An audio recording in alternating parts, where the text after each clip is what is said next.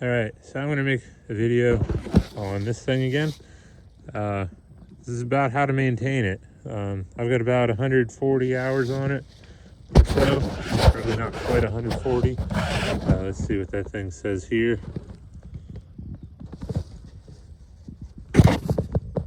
Oh, 142. Alright, so a little bit more than 140 hours. I've changed the blades a few times, but I've never actually adjusted this bed knife. And I've done some research on this, seen another video another guy posted talking a bunch of smack on these Jansen chippers. And a lot of people were saying to adjust this bed knife. I thought the bed knife was fixed, in a fixed position. So I never moved it. I never really cared to move it because it, worked for what I needed it for. But, I've got about 142 hours on it, on this machine. And I thought it was time to adjust this. So I'm getting some pretty big chunks now. So yeah, I'm adjusting it. And yeah, so pretty much if you're getting some chunks that are way too big, it's because this blade is too far back. Here's that 10.9 bolt I was talking about in my review video. But anyway, so you got your knives here. They got a sharp point on them. These ones are kind of dull because I've been using it pretty hard. But you see these bolts, these things got an adjustment on them. The last time I tried to slide these forward, it put this part of the blade too far forward, and this part of the blade is soft, whereas this part of the blade is hardened. And that's what broke my blade, which destroyed my drum. So I always leave the blades as far back that way as I can get them. And I was just dealing with it. So now it's time to adjust the bed knife. I did adjust it to where I want it. You can kind of see right here is where it used to sit. And now I moved it probably, I don't know how far that is, maybe like 2-3 millimeters or so. But what you got to do is the battery box sits right here.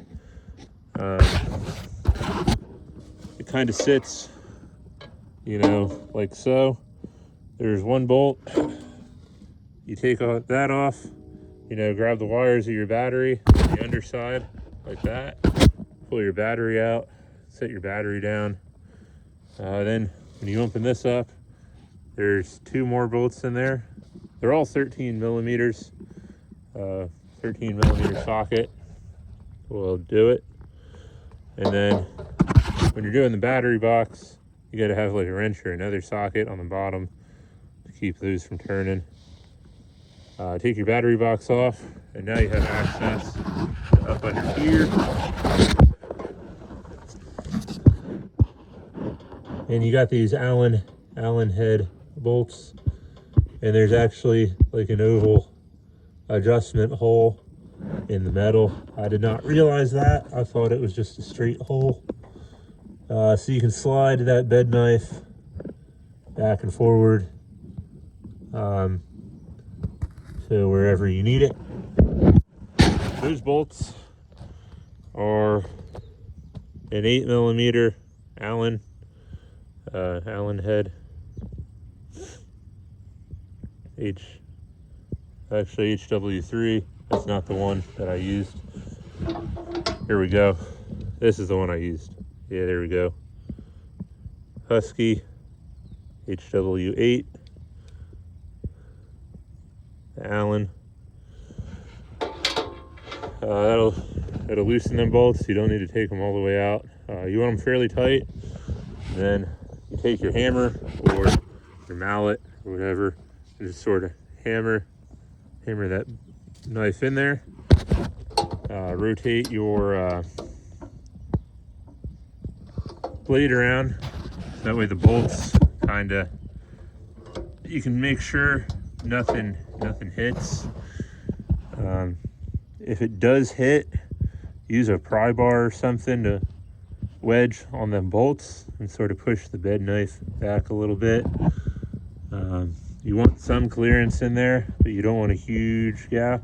And then when you think you've got it correct, I think the specs in the book say 3 mm or half a millimeter. So I got this 3 millimeter Allen head, and I just stuck it in there, make sure it doesn't fit. If it slides through, you have too big of a gap. So that should be close enough for me in what I'm doing.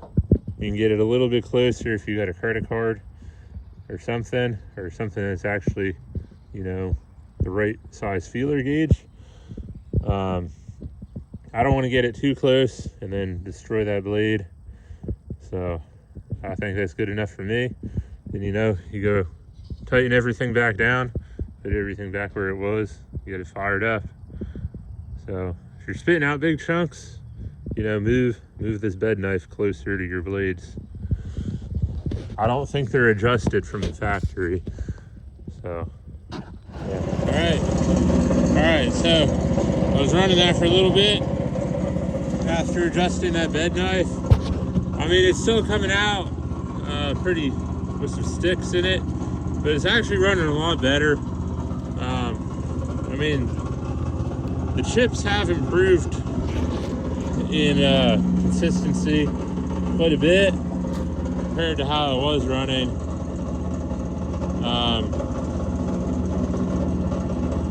Like I said, I probably could adjust it just a little bit tighter, and it would probably help a little bit on these. But these are pretty small. But it's actually feeding a lot better than it was. Before I was having to jam them in there. Now it's running a lot better. It's running these a lot better. It's actually tearing them up quite a bit quicker too. Probably because it's not fighting itself so much, and it's just taking off small little bits every time that blade comes around, whereas before it was taking off big bits that would get stuck and have to go around a few times. So now it's taking off smaller bites, which is helping it run quicker and smoother, and it's bogging down the engine a lot less. So I'll set the camera up here and you can see that. Try to find a spot for it here.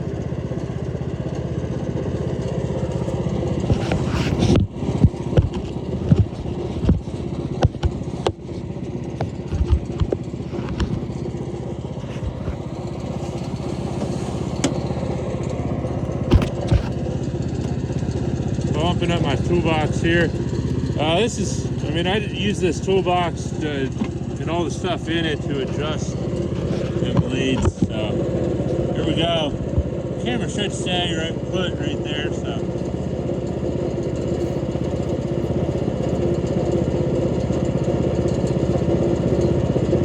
this is a mulberry tree in the winter, freshly cut about 20 minutes ago.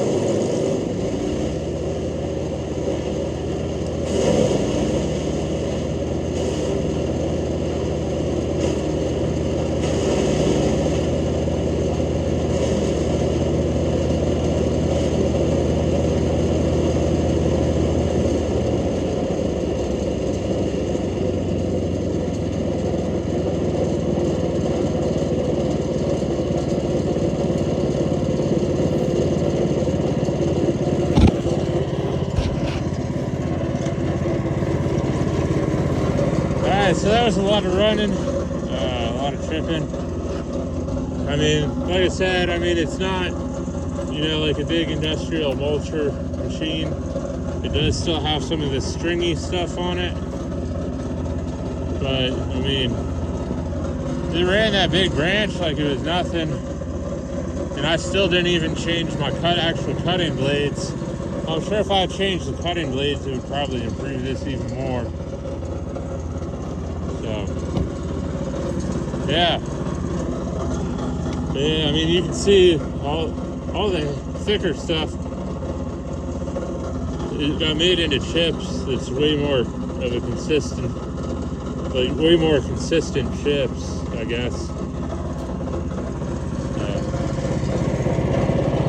Hopefully that helps some of y'all that are having problems with this thing. All right, so after running this thing for a little bit here, I got all this stuff cleaned up. Zoom out here. So I got all that stuff cleaned up. I'm gonna pull forward, get this stuff cleaned up, and then, you know, some of that, and then I trimmed that one, gotta get that cleaned up, then go over there, clean up some of that stuff. But after adjusting that bed knife a little bit, this thing improved so much compared to what it was that I thought it would be worth my time to go ahead, swap them blades over for some sharp ones. And then I actually found out, I read the book again, and I lied the first time. It's not a 0.5 millimeter gap, it's a 2 millimeter gap, which in American nickel just so happens to be 1.95 millimeters thick.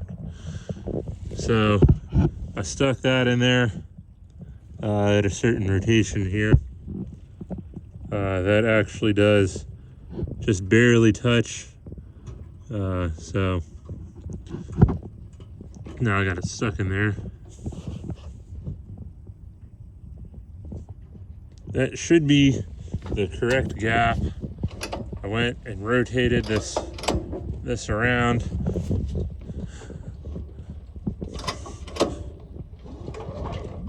It doesn't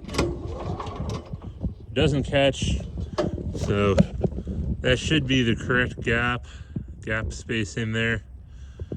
I got it all tightened down. I just use hand tools out of this box I set up here.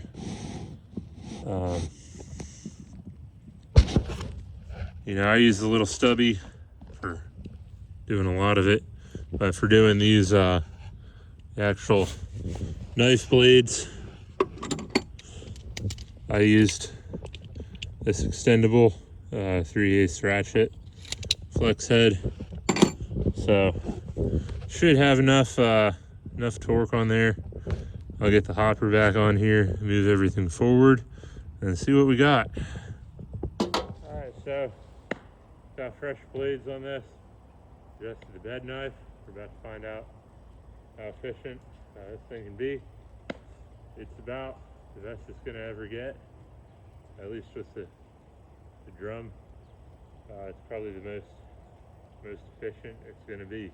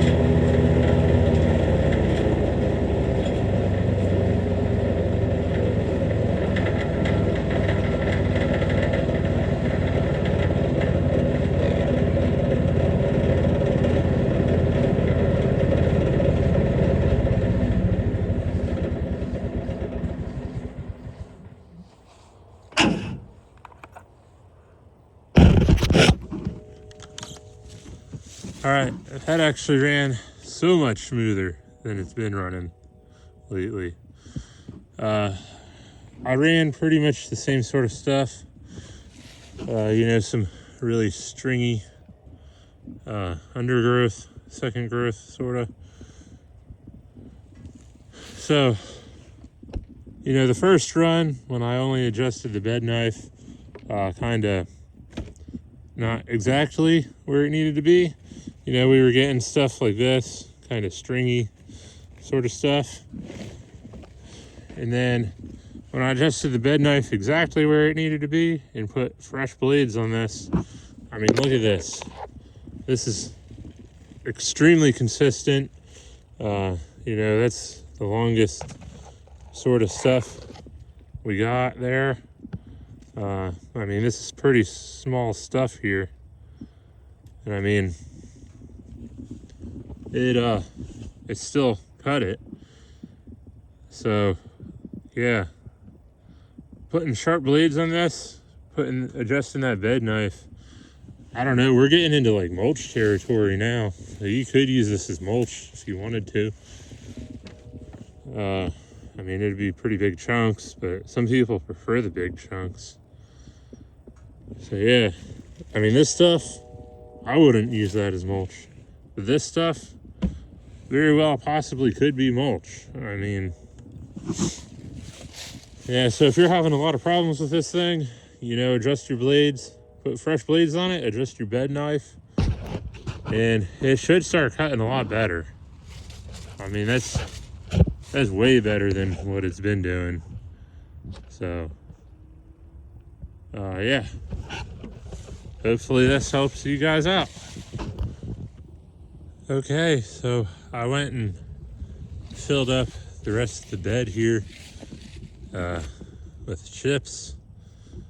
And it's actually running way better than I've ever had this thing run the whole time I've owned it.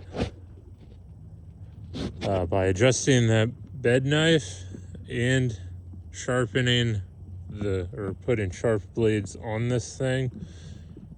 Look at this. This stuff right here on the top here, if I would have ran that through before making my adjustments, it would have barely looked like it even went through a chipper. And now, I mean, it's essentially mulch. So it's doing a lot better. I had one stringy thing here come out because I let it pretty much bog down to the point where it almost died, and I pulled the brush out of the hopper just in time where it kicked back over without having to restart it. But yeah, like the whole truck bed, I mean, you can see it's pretty consistently chipped up here. I mean, even this stuff, it's super tiny, and it's still